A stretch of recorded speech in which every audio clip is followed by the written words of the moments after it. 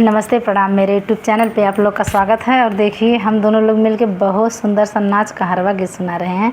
आप लोग सुनिएगा, सुन के लाइक सब्सक्राइब कमेंट जरूर करिएगा और बताइएगा कि हम दोनों लोग का गाना आप लोग को कैसा लगा। बहुत सुंदर नाच कहरवा गीत है। चिरैया ना हो चिरैया ना, पिया बगिया में बोलेला चिरैया ना, पिया बगिया में बोलेला चिरैया ना। हे चिरैया ना हो चिरैया ना, पिया बगिया में बोलेला चिरैया ना, पिया बगिया में बोलेला चिरैया ना। कट गईल गेहूँ सारा सोइया ना, कट गईल गेहूँ सारा सोइया ना, पिया बगिया में बोलेला चिरैया ना, पिया बगिया में बोलेला चिरैया ना। बगिया घुमन गली लहुरी ननदिया हो लहुरी ननदिया, बगिया घुमान गली लहुरी ननदिया हो लहुरी ननदिया।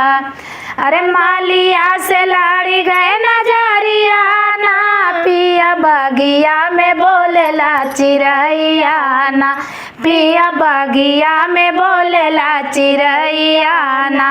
हे चिरैया ना हो चिरैया ना, पिया बगिया में बोलेला चिरैया ना, पिया बगिया में बोलेला चिरैया ना।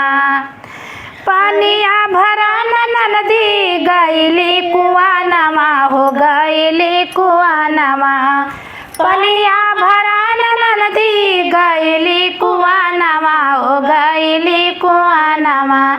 महाराज से लड़ी गए नजरिया ना, पिया बगिया में बोलेला कोयलिया ना, पिया बगिया में बोलेला चिरैया ना।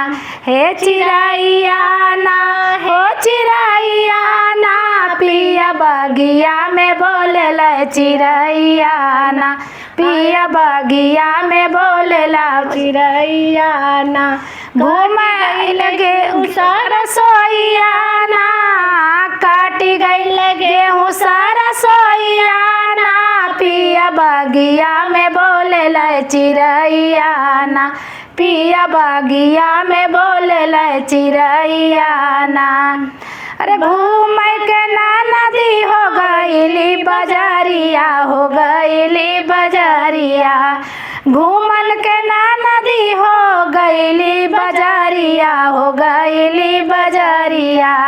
अरे देवरा से लड़ गए नजरिया ना, पिया बगिया में बोलेला कोयलिया ना, पिया बगिया में बोलेला चिरैया ना।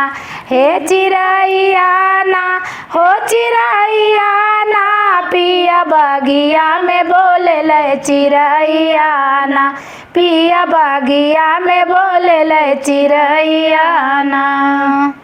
कैसा लगा नाच गीत आप लोग सुन के ज़रूर बताइएगा।